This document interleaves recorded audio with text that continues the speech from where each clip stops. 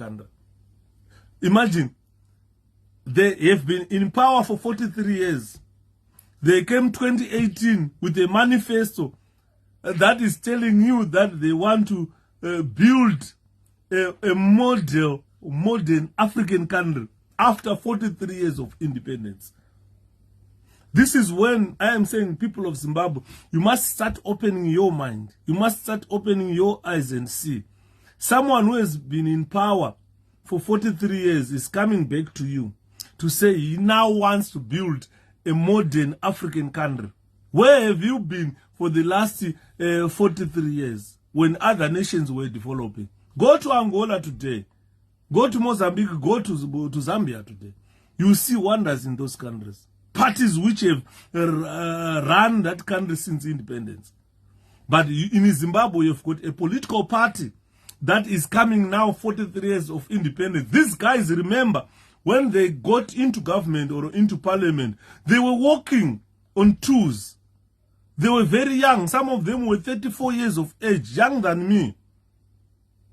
That is the time they were supposed to have seen the beauty of the world. The time that they should have seen the modern of African countries and modernize our country. By now, they are now walking on threes. Most of ZANU PF madalas, varukudonja, and they are now coming now. Vachembera, vachena msoro, they can't walk properly, they can't breathe properly. Vatu my health conditions, aruteta kuti munanga achingomwa mapirids every day ekuchembera.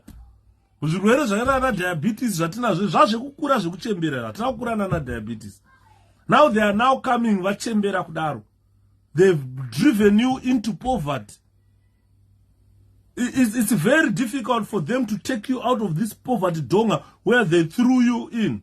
Then they are saying now that avachagone kutaura tauya isusu vanhu veZANU tinoda kukuvakirai modern African country. We wanted to modernize Zimbabwe. Vakubvunda kudai sona na Parkinson diseases. Vachembera.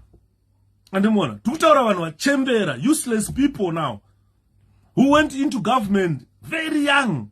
Vachimhanya, mbotarisai mavideos aMugabe, vamhanyiraita vana Mnangagwa vari mabodyguard aMugabe. Vachimhanya vachiteera mabenzi, vachiteera mapiuja ayaya. And more, now they can't run. They can't climb even my steps. They can't even jump or dance. Ndakaona President Chamisa vachijamba vachisvetwa kuenda mudenga. Ndikazona Mnangagwa achida kutamba news. Akatadza kusimudza kana gumbo 1. He's now coming to you and say, guys, I want to build a modern African country. We want to modernize Zimbabwe today, 43 years of independence. If you vote ZANU PF, you are a moron. You are a moron. You are a very stupid person. You are dull. You are daft. Because how can you vote for a political party that has run the country for 43 years?